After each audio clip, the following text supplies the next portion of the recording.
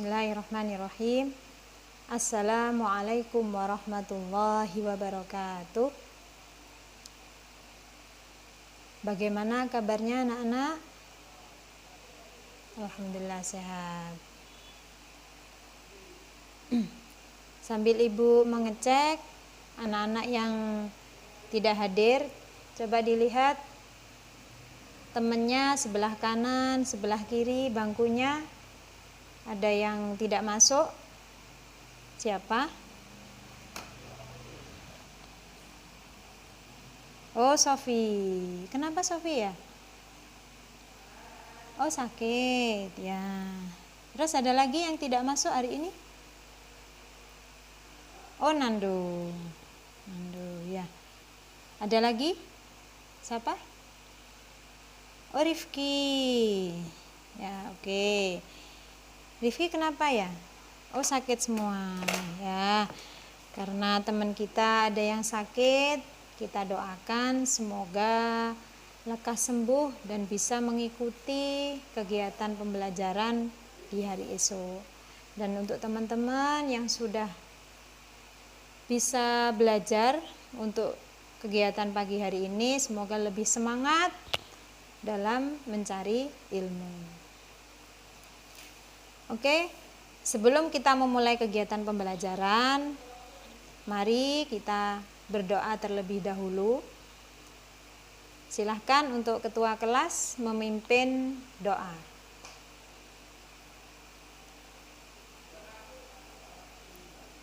A'udzubillahi minasyaitonir rajim.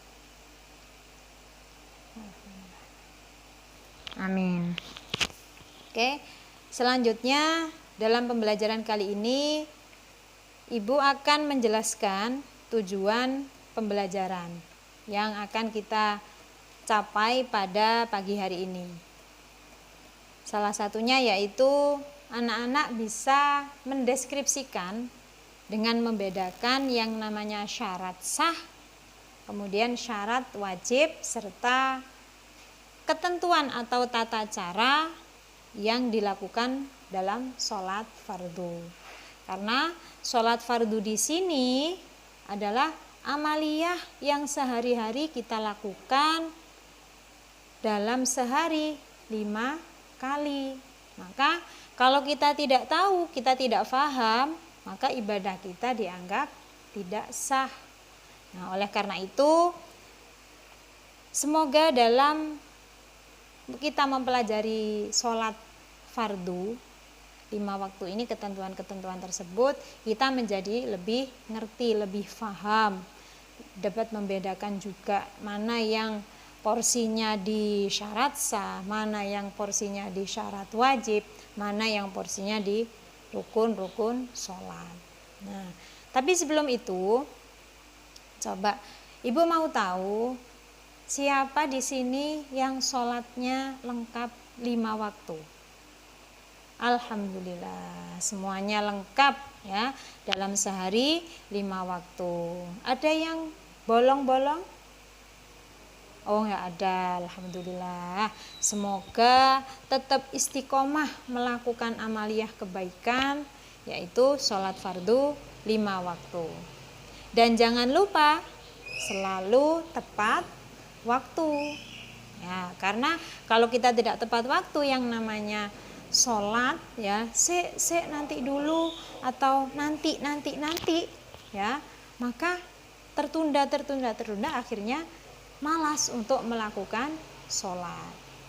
Nah, kemudian pertanyaan dari Ibu lagi, kalau kita melakukan sholat ya, pasti kita melakukan sebuah ritual, melakukan sebuah ibadah. Nah, apa sih artinya sholat? Ada yang tahu? Oh iya, siapa? Oh, Mas Dirga. Apa artinya? Ya, betul. Ada lagi yang bisa menjawab? Oh iya, azam. Betul sekali.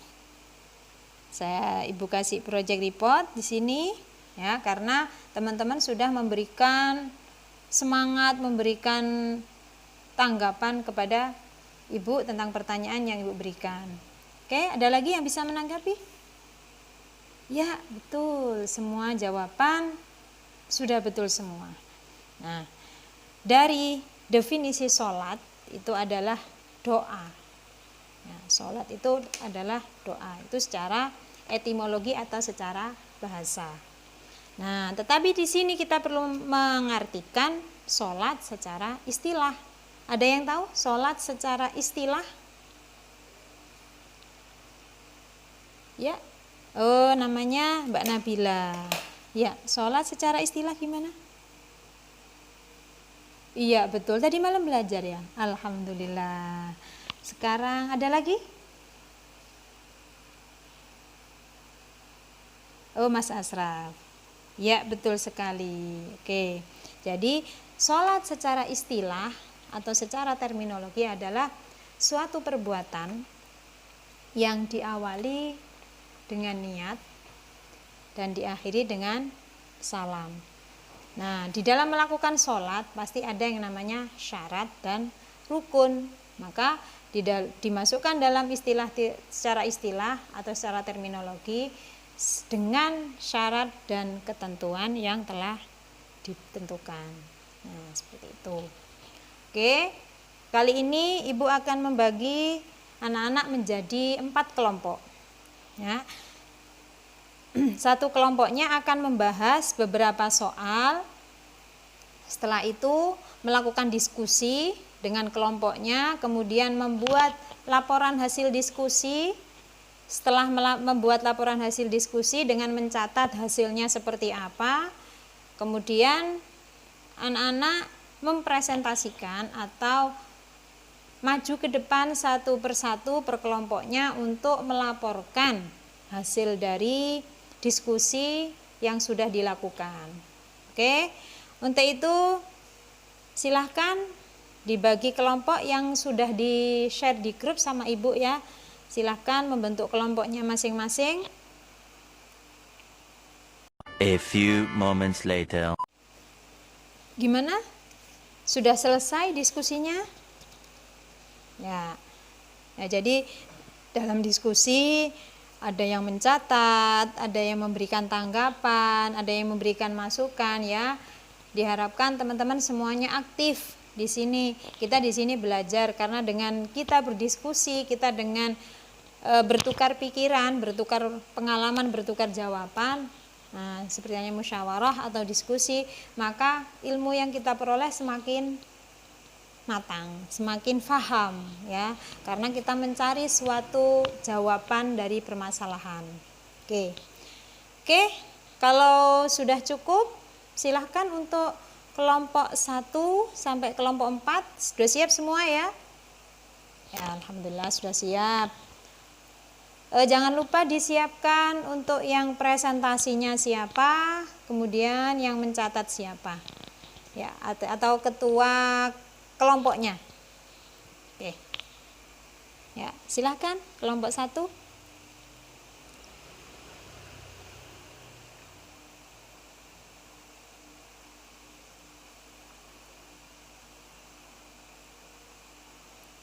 Ya, terima kasih. Kita berikan aplaus kepada kelompok 1. Selanjutnya kelompok 2. Silahkan. Ya, Mbak Anita, silahkan.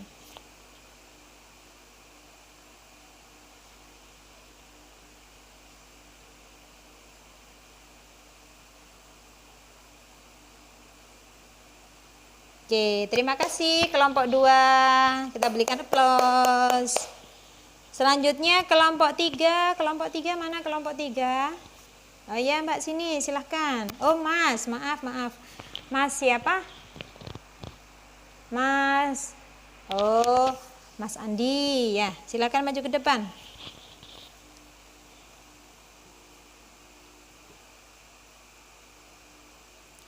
Oke, terima kasih. Beri aplaus untuk kelompok 3. Selanjutnya kelompok berapa yang belum? Kelompok 4. Oke. Kelompok 4. Mbak, Pak Mas ketuanya? Oh, Mas juga. Silahkan. Mas Anton. Ya, silahkan.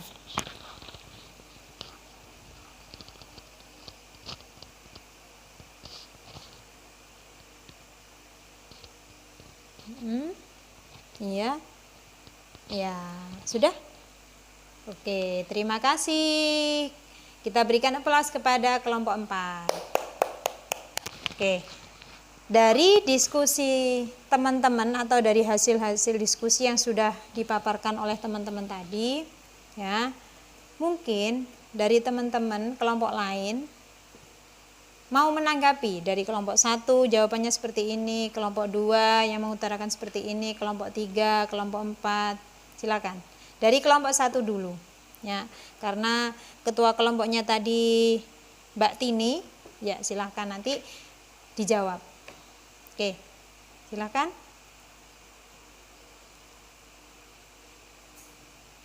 Iya, enggak apa-apa. Silakan. Nanti langsung dijawab sama kelompok 4. Oh, maaf, kelompok 1. Ya. Ya, oke.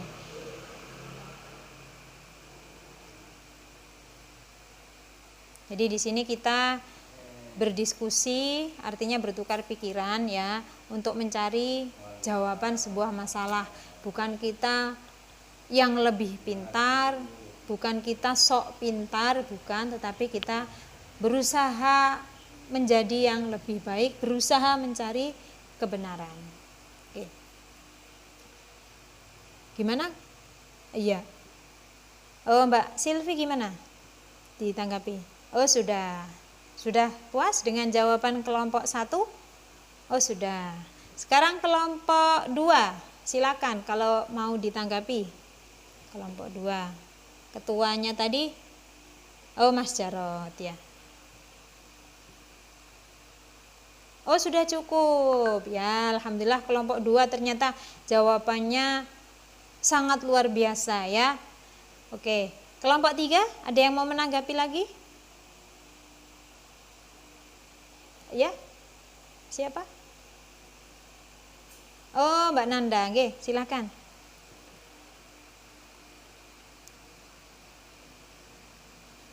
Oke, Mbak Nanda menanggapi kelompok 3. Ya, oh dijawab sama kelompoknya. Bukan Ibu, nanti Ibu tugasnya untuk memberikan kesimpulan dari hasil diskusi ya. Jadi Ibu hanya menambahkan poin-poin yang perlu atau yang kurang untuk bahan tambahan. Oke. Ya. Oh, atau dari kelompok lain yang mau menanggapi dari kelompok 3. Oke, jadi kelompok 3 dulu. Gimana Mbak Nanda? Sudah serg dengan jawabannya atau sudah puas? Alhamdulillah. Oke. Sekarang tinggal satu kelompok lagi ya, kelompok 4. Silakan ditanggapi kelompok 4. Ada yang mau menanggapi kelompok dari kelompok 1, 2, 3, kelompok 4? Ya. Mas Roy. Oke.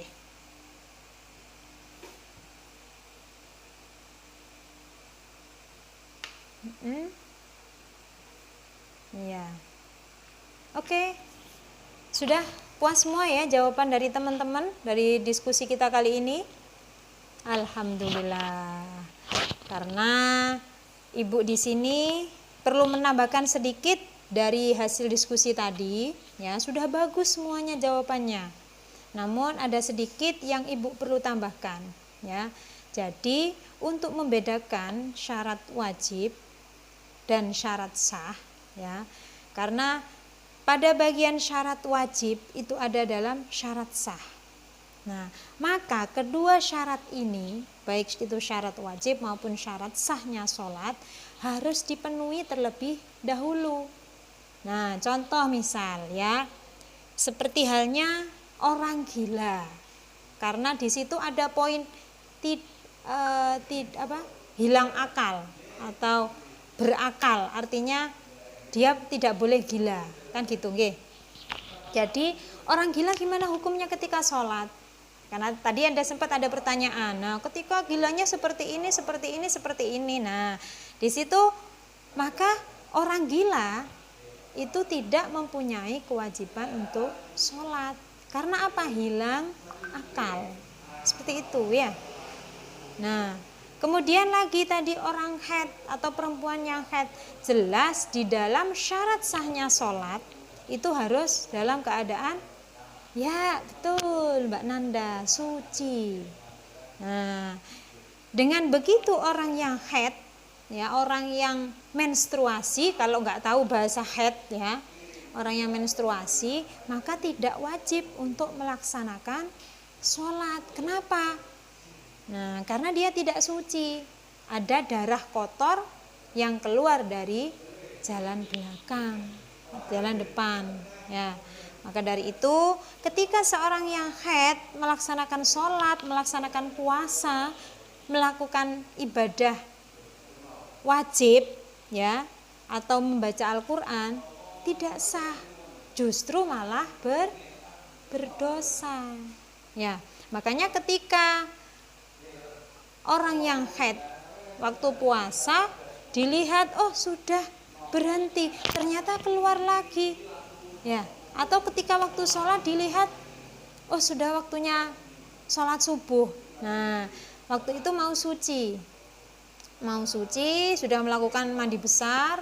Nah, ternyata di pertengahan sholat duhur atau ketika akan melaksanakan sholat duhur, keluarlah darah itu lagi.